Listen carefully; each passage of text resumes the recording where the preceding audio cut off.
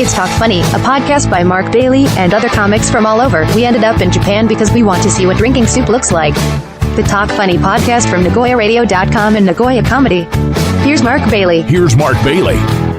Welcome to Talk Funny. This is a podcast brought to you by Nagoyacomedy.com and Nagoyaradio.com and Alcoholics Anonymous, apparently. Not anonymous anymore. And you can send us your comments at assportjapan@yahoo.com. Mike, you had something you were talking about off mic about dangerous tricks. And yeah, because Joe has done a few tricks that are a little bit dangerous. One of them being the the spike trick where the bag he put. Anyways, he can explain it better than me, and I think it would be interesting to talk about. Before I forget, so I'm Mark Bailey. We're here with Mike Miller, and he's asking Magician Joe. Well, there's a thing I've done a few times. It makes me more nervous every time I do it because of the thing they call the law of averages. It makes me nervous when you do a lot of tricks because I'm afraid we're going to miss our train. Exactly, and especially with lawsuits. If you get the wrong card, it's embarrassing, but it doesn't usually require a trip to the hospital. Especially not the fifth floor. You don't want to go there. You don't want to go to the fifth floor. Well, I don't know. The fifth floor can be kind of a. I hear they've got popsicles. It's like Niagara Falls. Slowly I turn. Hey, are you going to the fifth floor? Fifth floor. Slowly I turn. Step by step. I don't say a thing about the guy at Niagara Falls. Niagara Falls! My big mouth. When I saw him standing there, slow. I'm gonna get it again.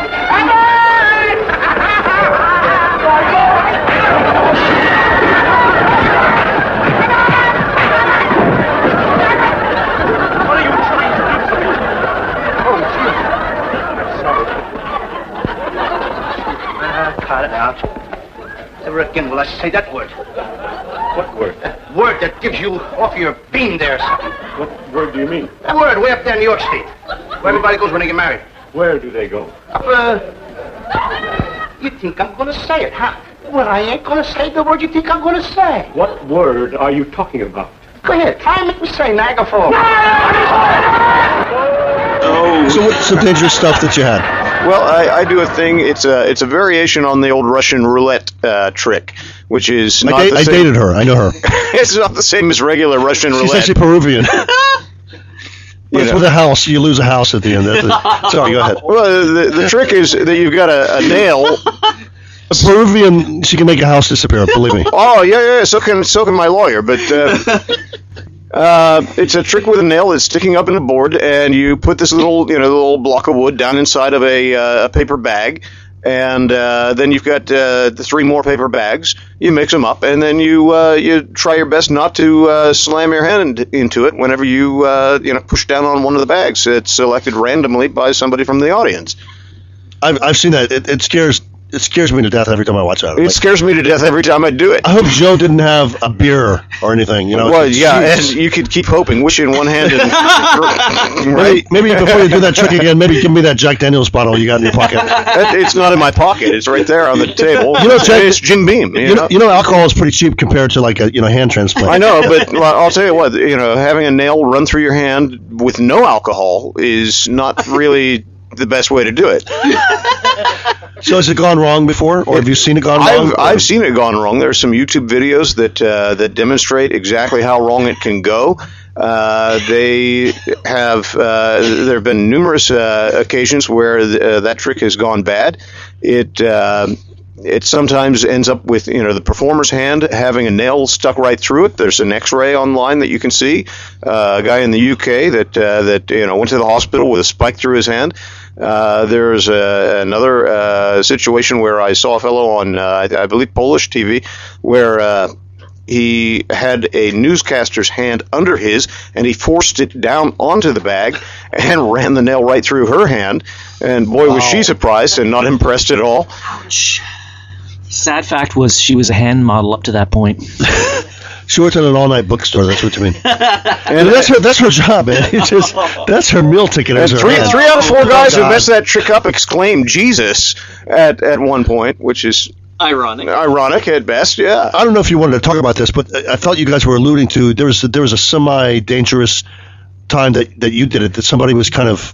Did it get out of control? Well, having seen these other guys, I never have put someone else's hand under my hand and forced it down onto the bag.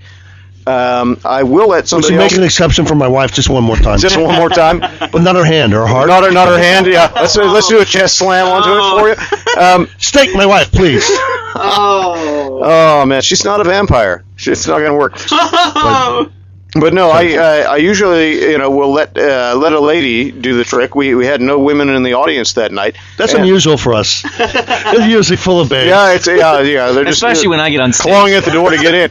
But they whenever you've got a lady with her hand on top of yours and you say, okay, come along for the ride, and then you go ahead and push, they're very hesitant.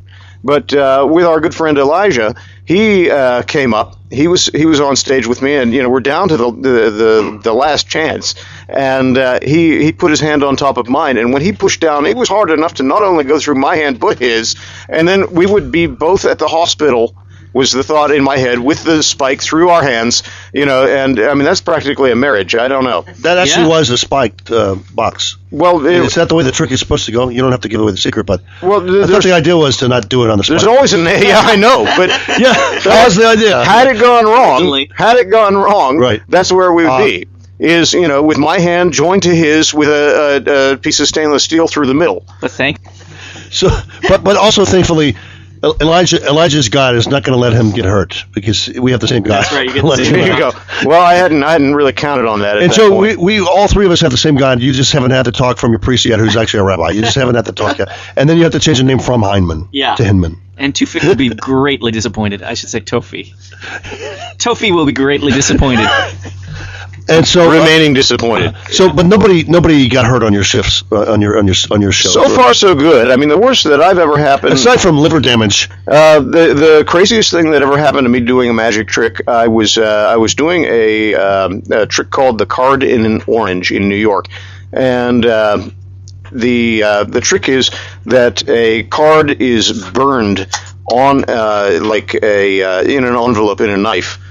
And the orange was tossed in the air, caught on the blade of this little dagger, and then cut open, and the envelope had burned up, and the card was inside the orange, which doesn't sound all that dangerous, except the first time I threw the orange, it kind of glanced off, cut a small piece of the orange off, and it landed on the stage. I picked it up, did it again, and as I did, I stepped on a piece of the orange and flipped off of the stage With the knife with the knife. No, for a moment, the knife flew out of my hand, went up into the air. I did a backflip, landed on the ground in front of the stage at the amusement park in the grass, missed the flower pots, which was excellent, landed in a senior high school portrait pose with my hand back, leg out, one leg in, and just about like that, the knife came no liquid there, right? flipping down. No. The knife came flipping down and had the orange still stuck in it. The knife went into the ground right next to my leg, and ironically, nobody for the first time in the entire season had a video camera rolling. I lost out on several $1,000s, but and then we got up. I was fine. Amazingly, I don't know how it happened, and. Then cut the orange open, and everybody's like, "Oh, the card's in there. That's pretty cool." But he's not dead, and my children didn't have to witness him break his neck. That's right. Yeah, it was. And you can still have children. And yeah, Thankfully. Yeah, it was. Well, yeah, I think. You never pretty know where it's thankful. gonna hit, They turned right? out okay. But yeah, that was maybe the most dangerous thing. I dabbled with needle swallowing and fire eating. Mm-hmm. And the fire eating's been fun. You get some burns in your mouth, like when you're eating really, really hot pizza that's too tasty, that kind of thing. But so long as you don't breathe in, you're generally okay. And it kind of depends on what fuel you use, right? Like there's certain kinds you can use and certain kinds you can't. Certain right? kinds you shouldn't. Yeah. The best one they say is Coleman camp stove and lantern fuel. Yeah. Lantern fuel. Yeah. Okay. I used to use Zippo, but I found out that has naphtha in it. It's And is it carcinogenic or is it? Yeah, it's generally pretty bad for you, but you make fun of the kids that are huffing gas out of paper bags, and then you do this and That could kind of screw up your vaporize show. it even faster. But Yeah. It's like, why is the magician so happy on stage? yeah, this is kind of a buzz. It's weird. It's weird. Why is he stumbling around like that before the show is actually finished? Exactly. I mean, after the show we understand, but my favorite magic trick I saw was Sigfried and Roy. Are they both still alive? Yeah. I thought that Roy had died, but no. Roy got injured pretty seriously. My favorite trick several was years back. when they pretended that a tiger bit off Roy's head. That was pretty cool. Yeah, it's not quite an illusion. And then Roy's really convincing because he's like still injured from it, and he really acts exactly like someone who's had their head bit off, by a tiger. That was a really good trick, and I'm sure it was worth it for them. He's a Stanislavski student. Yeah. So you've never really had any injuries that we can talk about with your nothing from magic tricks. No. But it's kind of like after Joe followed my act, I saw his show 17 times in a row, and now I have AIDS. So I'm going to sue you. It has nothing to do with lemons or limes, by the way. Look, that's actually a pretty good trick. How did you do that? How did you give me AIDS? I have no idea. He's not juggling syringes. They're knives. Come on. He didn't give it to me, but after I left the show and then I did other things, I had chlamydia, and I'm not even a woman. How did I even get chlamydia? Apparently I'm a carrier of chlamydia, and I don't even... Look, there's nothing in my hands. I'm not carrying anything. This is the part we cut. This is and from now on, I'm not really sure where to go with this. The remainder of the podcast is and next, the vanishing wand trick. Joe's like, I'm gonna just pretend I wasn't on this podcast. This is litigious. Just call me Matt. That wasn't me.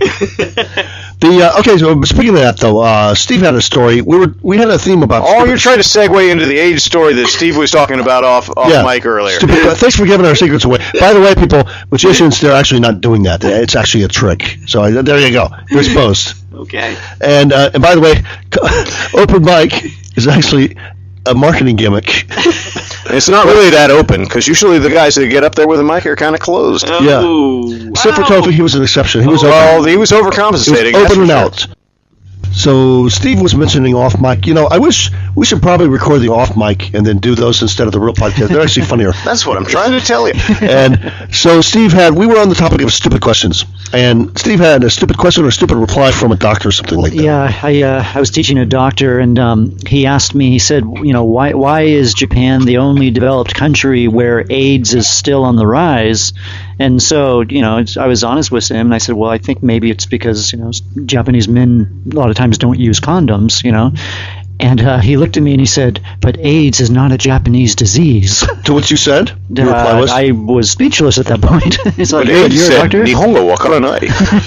So if that's true, and I hope it is, I hope that is true, that it's not Japanese disease, let's just make the whole world Japanese citizens, and then we're done. Yeah. All right? And then that's the stuff. Also put in the Constitution that cancer is not a Japanese disease, nor is Zika or any disease. Don't forget Alzheimer's. Exactly. Didn't you just say that? And then don't forget Alzheimer's. Did you have something to say, Joe? Don't forget Alzheimer's. And let's bring up Alzheimer's also.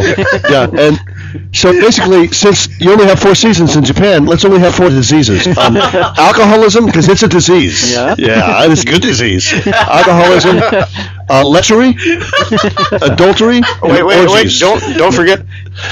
Nymphomania. Nymphomania. Okay. Scratch orgies for nymphomania. I'll take nymphomania. I'll take nymphomania for 69, Alice. Which Patreon? Which 2 girls have you been hanging out with that are now hiring lawyers that are fluent in Spanish and Japanese? I'll take VW Club for 69. Nope. They're taking you for your house. Okay. There we go.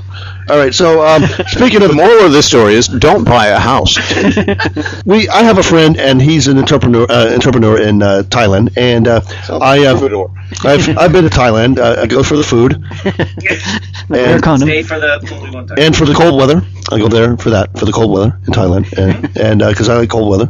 There are Japanese-only brothels in Thailand. Think about that for a second. Imagine World War II, German soldier-only brothels in Canada or in China. They actually had them in China. They had them in Thailand. And now they're Japanese only in Thailand. And I had tuberculosis is an interesting disease. Give me a second. God, you need some more limes. Speaking of Thai brothels and what you can catch there, one of the Vietnam movies, he said, a lot of these prostitutes in Vietnam, they either have tuberculosis or syphilis, so only go to bed with the ones that cough. Oh, man. You're making a lot of noise in there. That was just her. Just coughing. And she's coughing up phlegm. I'm sorry to tell you, but that's not phlegm. All right, so this is my brothel stories. All right, so he's an entrepreneur. He's a friend of mine, and he ran a brothel, a Thai brothel. It was a quote-unquote, can't see this, but my fingers are going to get tired, quote-unquote